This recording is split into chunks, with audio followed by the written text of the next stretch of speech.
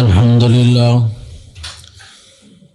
لله نحمده ونستعينه ونستغفره ونؤمن به ونتوكل عليه ونعوذ بالله من شرور أنفسنا ومن سيئات أعمالنا من يهده الله فلا مضل له ومن يضلل فلا هادي له وأشهد أن لا إله إلا الله وحده لا شريك له وأشهد أن محمدا عبده ورسوله أرسله بالحق بشيرا ونذيرا وداعيا إلى الله بإذنه وسراجا منيرا أما بعد فإن خير الحديث كتاب الله وخير الهدي هدي محمد صلى الله عليه وسلم وشر الأمور محدثاتها وكل محدثة بدعة وكل بدعة ضلالة وكل ضلالة في النار. أعوذ بالله السميع العليم من الشيطان الرجيم. بسم الله الرحمن الرحيم. إن الذين قالوا ربنا الله ثم استقاموا تتنزل عليهم الملائكة ألا تخافوا ولا تحزنوا وأبشروا بالجنة التي كنتم توعدون. وعن أبي أيوب الأنصاري رضي الله عنه قال قال رسول الله صلى الله عليه وسلم من صام رمضان ثم أتبعه ستا من شوال كان كصيام الدهر. رواه مسلم. وعن سفيان بن عبد الله قال قلت يا رسول الله صلى الله عليه وسلم قل لي في الإسلام قولا لا أسأل عنه أحدا بعدك. قال رسول الله صلى الله عليه وسلم قل آمنت بالله ثم استقم. رواه مسلم. تمام تعریفیں اس اللہ کے لیے جس نے ہمیں ماہ رمضان پانے کچھ عبادت کرنے کی توفیق نصیب بخشی. درود و سلام ہو اللہ کے نبی صلی اللہ علیہ وسلم پر، آپ کے صحابہ کرام، تابعین اور تبع تابعین سے اللہ راضی ہو. اللہ تعالیٰ ان سب کے خدمات قبول فرمائے اور انہی کی طرح ہمیں بھی کچھ نیک اعمال کر کے اللہ کو راضی کرنے کی توفیق نصیب بخشے. محترم حضرات اور خواتین، ابھی آپ کے سامنے سورہ فصلت کی ایک آیت، مسلم شریف کی 2 حدیث آپ کے سامنے رکھا. اللہ کا فرمان یہ ہے کہ بے شک وہ حضرات جنہوں نے کہا کہ ہمارا رب اللہ ہے پھر اس پر جم کر باقی رہے، تو ایسے لوگوں پر اللہ کے فرشتوں کا نزول ہوتا ہے اور یہ خوشخبری سناتے ہیں کہ تمہیں خوف نہیں ہونا چاہیے، تم خوف نہ کھاؤ نہ غمگین رہو، بلکہ خوش ہو جاؤ اس جنت کو پانے کے لیے جس کا تم سے وعدہ کیا جا رہا ہے. حضرت ابو ایوب انصاری نے فرمایا، اللہ کے نبی علیہ السلام کا ارشاد ہے جس نے رمضان کے روزے رکھ کر پھر شوال کے 6 روزے رکھ لیے تو گویا کہ اس نے سال بھر روزہ رکھا. سفیان بن عبداللہ کہتے ہیں میں نے ایک بار اللہ کے نبی علیہ السلام سے درخواست کی، یا رسول اللہ صلی اللہ علیہ وسلم آپ مجھے اسلام کے اندر کچھ ایسا عمل بتائیے جو میں آپ کے بعد کسی اور سے سوال نہ کروں، کسی اور سے نہ پوچھوں. تب آپ نے ارشاد فرمایا کہ تم یہ کہو میں اللہ پر ایمان لایا پھر اس پر جم کے باقی رہنا. محترم حضرات، خاص کر قرآن اور حدیث سے معلوم ہوتا ہے کہ ہماری زندگی کا مقصد اللہ کی بندگی ہے. ہم موسمی مسلمان نہیں ہیں، رمضانی مسلمان نہیں ہیں کہ رمضان میں ہم نے جوش و خروش کے ساتھ رمضان کے روزے رکھ کر قیام اللیل، اعتکاف، صدقہ اور خیرات کیا، پھر رمضان کے ساتھ سارے اعمال ختم ہو گئے. ایسا نہیں ہے. ہم اللہ کے بندے ہیں، مسلمان ہیں، پوری زندگی اللہ کی بندگی ہم پر لازم ہے، واجب ہے. کوئی بھی عبادت وقتی نہیں ہے. فرض نماز زندگی بھر فرض ہے. فرض نمازیں جو ہیں یہ زندگی بھر فرض ہیں، جب تک زندگی میں، جب تک جان میں جان ہے. ہر حال میں ہوش و حواس جب تک باقی ہے فرض نمازوں کی پابندی ہم پر واجب ہے۔ رہا رمضان کا مسئلہ، رمضان میں روزے تو مسلمانوں پر فرض ہے ہی۔ اعتکاف رمضان میں سنت مؤکدہ ہے اور یہ عمل کبھی بھی آدمی کر سکتا ہے۔ پھر اسی طریقے سے تہجد کا جو معاملہ ہے یہ رمضان کے ساتھ مخصوص نہیں ہے، سال بھر والا عمل ہے یہ بھی، بلکہ حدیث میں آتا ہے کہ آپ صلی اللہ علیہ وسلم نے فرمایا افضل الصلاۃ بعد الفریضہ قیام اللیل، فرض نماز کے بعد سب سے افضل نماز جو ہے نماز تہجد ہے۔ اور آپ صلی اللہ علیہ وسلم روزانہ سال بھر تہجد کا اہتمام فرماتے تھے۔ اور ایک حدیث میں آپ نے یہ فرمایا رات کا آخری حصہ جب ہوتا ہے اللہ کا نزول ہوتا ہے، باقاعدہ اعلان ہوتا ہے کوئی توبہ و استغفار کرنے والا میں اس کی توبہ قبول کروں، ہے کوئی مانگنے والا میں اس کی مراد پوری کروں، ہے کوئی مجبور انسان اپنی مجبوری کو پیش کرے میں اس کی ضرورتیں پوری کروں۔ اس طرح سے اللہ کی طرف سے ندا جو ہے فجر صادق طلوع ہونے تک روزانہ اللہ کی طرف سے ایک آواز، ایک ندا آتی رہتی ہے۔ خاص کر نماز تہجد بہت اہم نماز ہے، فرائض کے بعد اس کی پابندی ہونی چاہیے۔ اس کے لیے کوئی مشکل نہیں ہے کہ بندہ جو ہے تہجد کا اہتمام کیسے کرے۔ جیسے ہم سحری کے لیے اٹھتے ہیں تو بندہ اذان سے آدھا گھنٹے پہلے اٹھ گیا، ایک 4 رکعت پڑھ لیا، 6 رکعت پڑھ لیا، پھر وتر پڑھ لیا، اذان کا انتظار کیا، تو گویا کہ آپ جو ہے خاص کر کے تہجد کا اہتمام کرنا چاہیں تو کوئی مشکل نہیں ہے۔ جب ہم پورا مہینہ سحری کے لیے اٹھ سکتے ہیں تو اسی کی طرح پابندی باقی رہے تو انشاءاللہ تہجد بھی کوئی مشکل نہیں ہے۔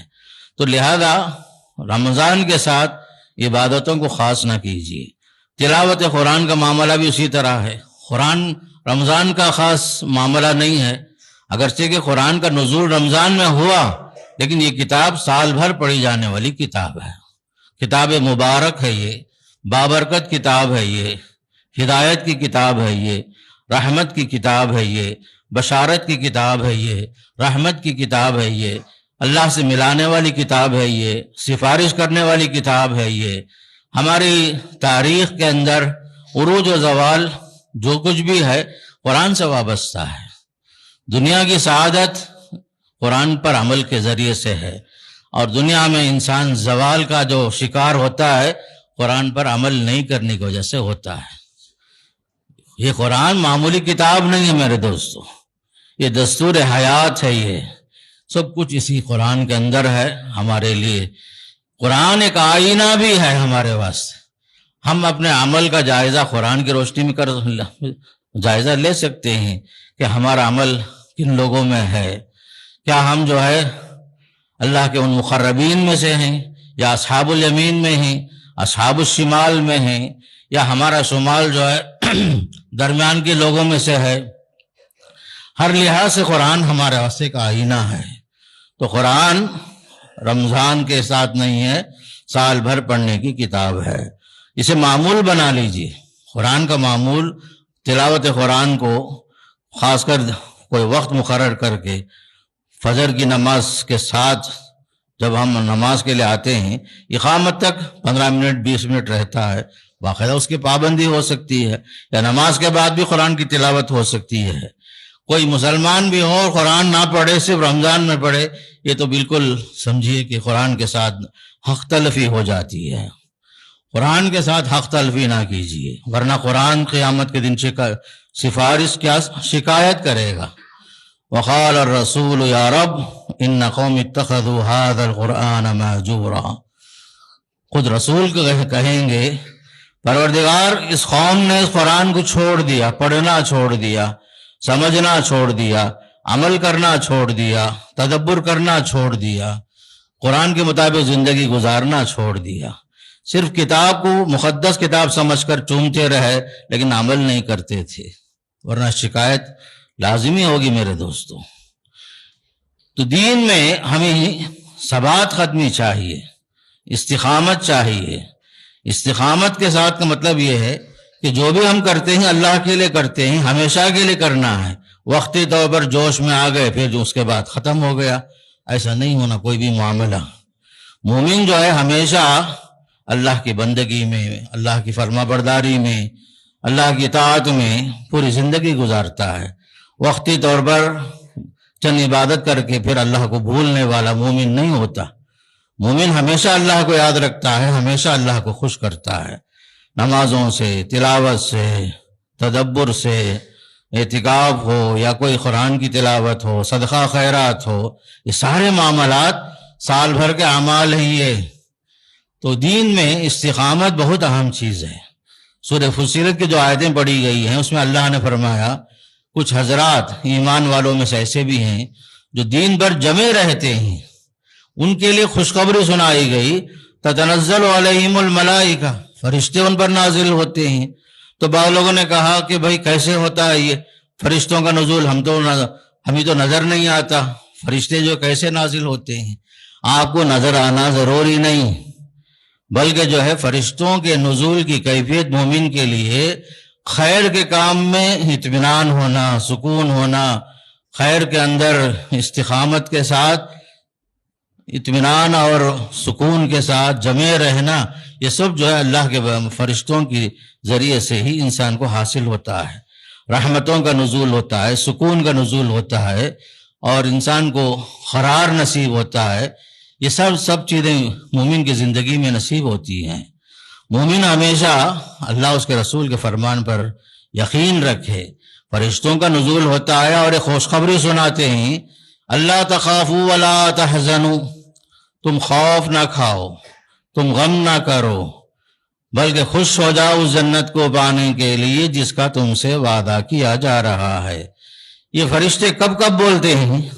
زندگی کے ہر موڑ میں، ہر مصیبت میں اللہ نے فرشتوں کی ایک بڑی ٹیم رکھی ہے مومنوں کی حفاظت کے لیے، خاص کر جہاں ناگہانی مصیبتیں آتی ہیں، اللہ کے بندوں کی حفاظت کے لیے فرشتے مامور ہیں۔ سورہ رعد میں اللہ نے فرمایا لَهُ مُعَقِّبَاتٌ مِّن بَيْنِ يَدَيْهِ وَمِن خَلْفِهِ يَحْفَظُونَهُ مِنْ أَمْرِ اللَّهِ۔ بڑے بڑے حادثات، ناگہانی آفت، بڑی بڑی مصیبت آتی، بعض لوگ بچنے کے بعد کہتے ہیں سیکنڈوں میں بچ گیا۔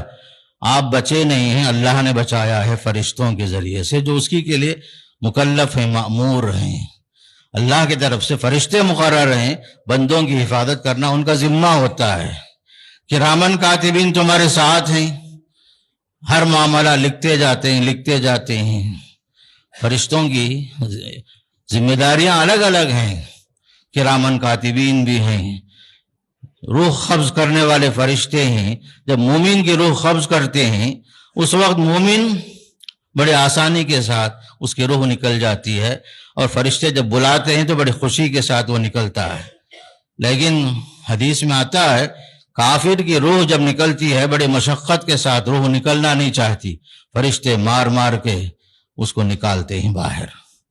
الغرض فرشتوں کی ایک بڑی تعداد ہے جو مختلف موقع پر انسان کے ساتھ اللہ تعالیٰ کی حکم کے مطابق پوری زندگی میں اس کا ساتھ دیتے ہیں۔ یاد رکھیے اللہ کی طرف سے یہ وعدہ ہے، مومن کو تسلی دیتے ہیں، جان نکالنے کے وقت میں بھی خوشخبری سناتے ہیں، اللہ تخافوا ولا تحزنوا۔ قبر میں جب وحشت ہوتی ہے وہاں بھی فرشتے اسے تسلی دیتے ہیں، اللہ تخافوا ولا تحزنوا۔ محشر کے میدان میں لوگ نفسی کے عالم میں ہوں گے، وہاں بھی فرشتوں کی طرف سے خوشخبری سنائی جائے گی، اللہ تخافوا ولا تحزنوا وابشروا بالجنہ۔ اس جنت کو پانے کی خوشخبری سن کر خوش ہو جاؤ جس کا آپ سے وعدہ کیا جا رہا ہے اللہ کی طرف سے۔ نحن اولیاؤکم فی الحیات الدنیا وفی الآخرہ، فرشتے اگر یہ بھی کہتے ہیں ہم تمہارے دوست ہیں دنیا میں بھی آخرت میں بھی۔ نحن اولیاؤکم فی الحیات الدنیا وفی الآخرہ وَلَكُمْ فِيهَا مَا تَشْتَهِي أَنفُسُكُمْ، تمہارے لیے اس جنت میں وہ سب کچھ ہے جو تمہارا جی چاہے گا۔ وَلَكُمْ فِيهَا مَا تَدَّعُونَ، تم جو کچھ طلب کرو گے مانگو گے سب کچھ ملے گا۔ نزلا من غفور الرحیم، یہ مہمان نوازی اللہ کی طرف سے جو غفور ہے، رحیم ہے، مہربان ہے۔ اس لیے یاد رکھو اللہ کا وعدہ ہے یہ، خصوصاً ان لوگوں کے لیے جو دین پر جمے رہتے ہیں، باقی رہتے ہیں۔ بلکہ اللہ نے یہ بھی فرمایا ثبات قدمی کا ذریعہ تلاوت قرآن بھی ہے۔ آپ قرآن کی تلاوت کو معمول بنا لیجئے، اس کے ذریعے سے دلوں میں سکون اور اطمینان نصیب ہوتا ہے۔ وقال الذين كفروا لولا نزل عليه القرآن جملة واحدة كذلك لنثبت به فؤادك۔ قرآن کا نزول جو وقتاً فوقتاً جو ہوتا تھا، اس کے ذریعے سے اللہ کے نبی علیہ السلام کو آپ کے دل کو سکون پہنچانے کے لیے ثابت قدم رکھنے کا ذریعہ یہ قرآن بنتا تھا۔ یاد رکھو، قرآن کے ذریعے سے دلوں کو سکون ملتا ہے۔ الا بذکر اللہ تطمئن القلوب، یاد رکھ لو، ذکر الہی سے دلوں کو سکون ملتا ہے۔ پیسوں سے، اولاد سے، دنیا کی نعمتوں سے سکون نہیں ملتا، ذکر الہی سب سے اہم چیز ہے۔ لوگوں خاص کر یاد رکھو، جو ہی رمضان ختم ہوا تو ہمارے اوپر ایک بڑی چیز ہے، وہ ہے کثرت استغفار۔ ہر اہم عبادت کے بعد استغفار کا حکم ہوا۔ جو ہی آپ حج سے فارغ ہوتے ہیں، اللہ کا حکم ہوتا ہے ثم افیضوا من حیث افاض الناس استغفر اللہ۔ جو ہی آپ عرفہ سے مینا پہنچے، اپنے ذمہ داریاں ادا کیے، ارکان ادا کیے، اللہ کے استغفار میں لگ جاؤ۔ نماز سے فارغ ہوئے، سلام پھیر دیے، اللہ اکبر، استغفر اللہ، استغفر اللہ۔ اسی طرح ماہ رمضان کے اختتام کے بعد بھی کثرت استغفار ہونا چاہیے۔ یہ سب چیزیں ثابت قدم رہنے کے لیے ممید اور معاون ثابت ہوتی ہیں۔ استغفار کے بڑے فائدے ہیں میرے دوستو۔ استغفار کے بڑے فائدے میں سے اہم فائدہ یہ ہے کہ آپ کی ساری مصیبتیں، پریشانیاں استغفار کے ذریعے سے اللہ دور کرتا ہے۔ جو بے اولاد ہیں، اللہ انہیں اولاد سے نوازتا ہے۔ قحط سالیاں ہیں، قحط سالی اللہ ختم کرتا ہے۔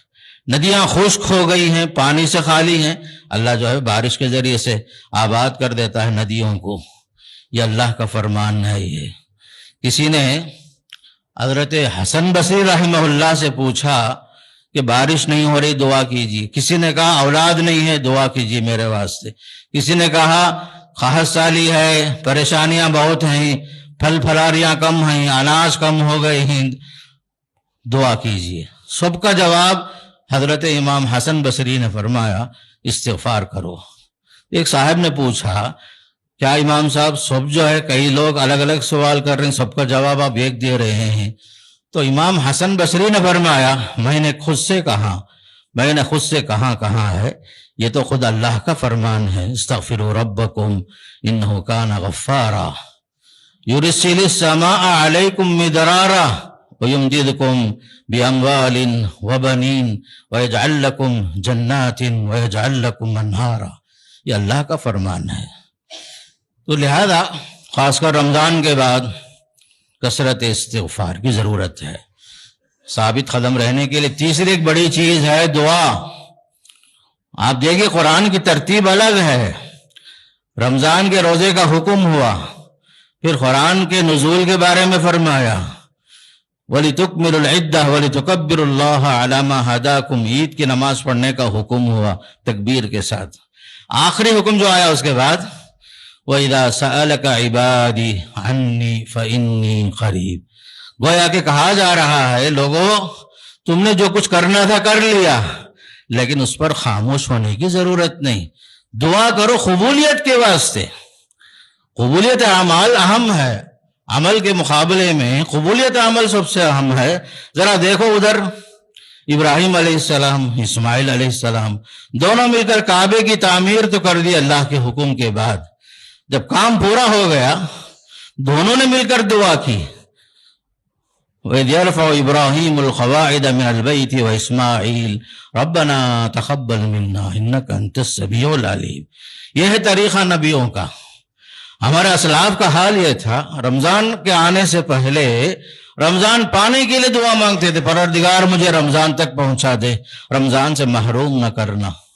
رمضان گزر جاتا جو ہی، رمضان میں جو کچھ عمل ہم نے کیا، چھوٹے موٹے اعمال ہم نے کیے، جتنا ہو سکا ہم نے عبادت کی، لیکن عند اللہ وہ مقبول ہے یا نہیں ہے مجھے نہیں معلوم۔ پروردگار جو کوتاہیاں ہیں اسے نظر انداز کر، پروردگار جو کچھ عمل ہے میرا اسے قبول کر۔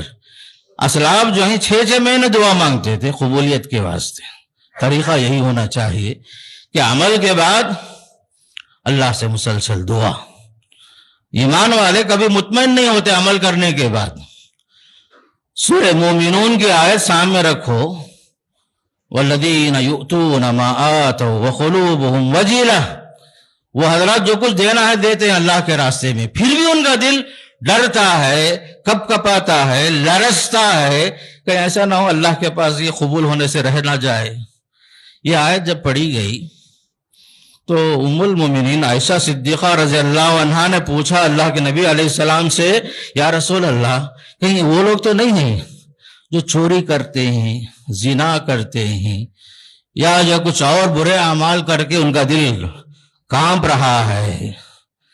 آپ نے فرمایا، اے بنت صدیق، نہیں وہ لوگ نہیں ہیں، یہ وہ لوگ ہیں جو اعمال کرنے کے باوجود ڈر رہے ہیں کہیں ایسا نہ ہو کہ عمل کے اندر کچھ کوتاہی ہو گئی ہو، کہیں اللہ کے پاس قبول ہونے سے نہ رہ جائے ہو، کہیں اخلاص میں کمی نہ ہو جائے، کہیں للہیت میں کمی، کہیں ارکان میں کمی. پھر بھی وہ اللہ سے دعا مانگتے ہیں، پروردگار جو ہوا ہم نے کیا، ہم بندے عاجز ضرور ہیں، اعتراف کرتے ہیں پروردگار کما حق ہو تیرا حق ادا نہیں کر سکے، کما حق ہو عبادت نہیں کر سکے، کما حق ہو تجھے راضی نہیں کر سکے، ہم بندے عاجز ہیں، ہمارے چھوٹے موٹے اعمال قبول کر لے، نجات کا ذریعہ بنا دے. یہ ہے خاص کر ہمارا طریقہ قرآن کی روشنی میں. عمل کر کے خوش نہیں ہونا ہے، عمل کر کے دعا مسلسل اللہ سے مانگنا، قبولیت کے لیے تڑپنا، تنہائی میں رونا. حدیث میں آتا ہے 2 خطرے جہنم کے لیے حرام بنتے ہیں جو بندہ تنہائی میں آنکھوں سے آنسو بہا کر اللہ کے خوف سے روتا ہے. دوسرا خطرہ اللہ کے راستے میں جان دیتا ہے جہاد کرتے ہوئے. تو لہذا دوستو، انفرادی عبادات کی بڑی اہمیت ہے. انفرادی عبادت بہت اہم ہے.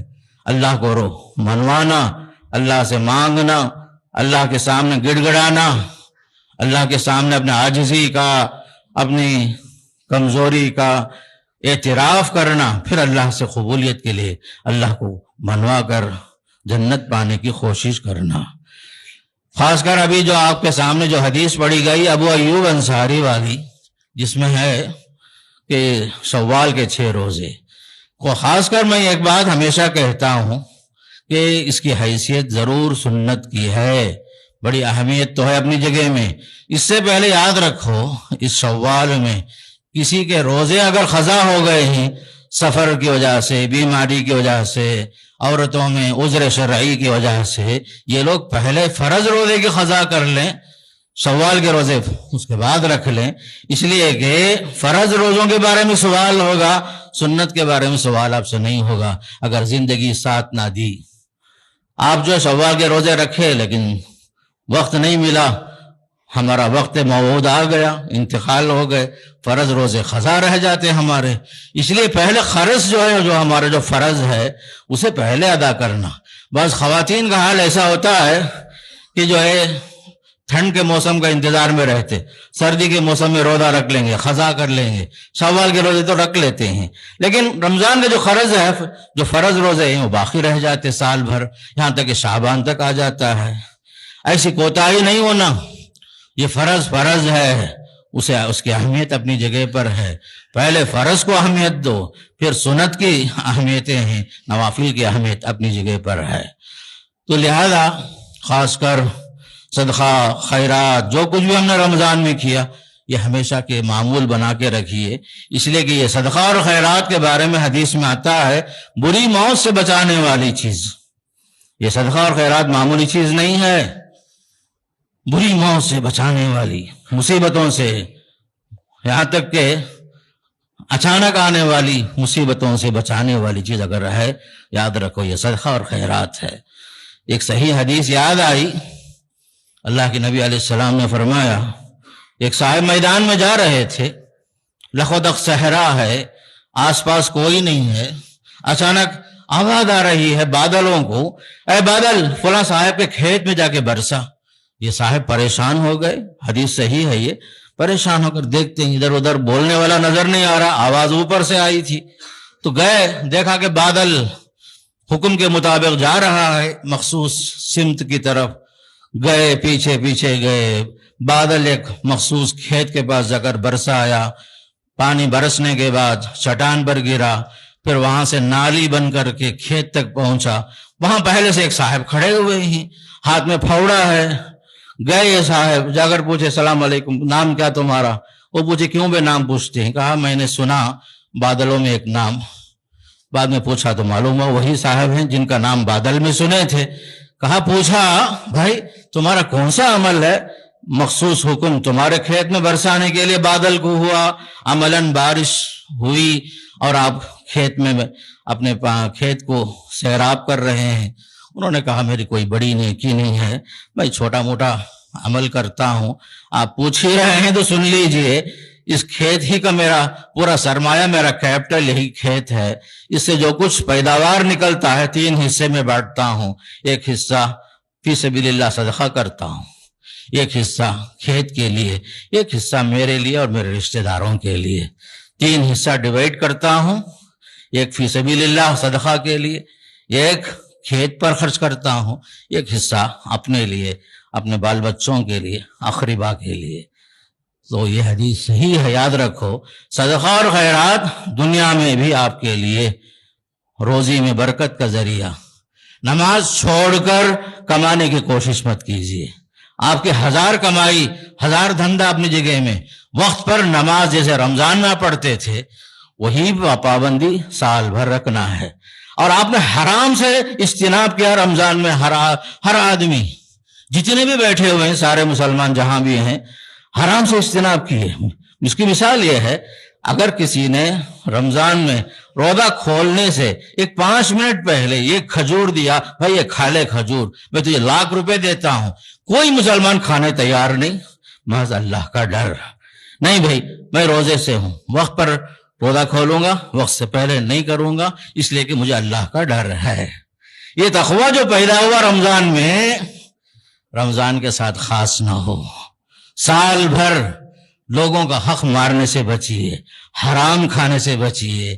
رمضان میں ایک کھجور کھانے سے آپ نے انکار کیا، رمضان گزر جاتا ہے، اللہ ماشاء اللہ لوگ جو ہیں ناجائز مال کھانے کے لیے دوبارہ تیار ہو جاتے ہیں، حرام مال کھانے تیار ہو جاتے۔ وہ تقویٰ جو رمضان میں تھا کہاں چلا گیا؟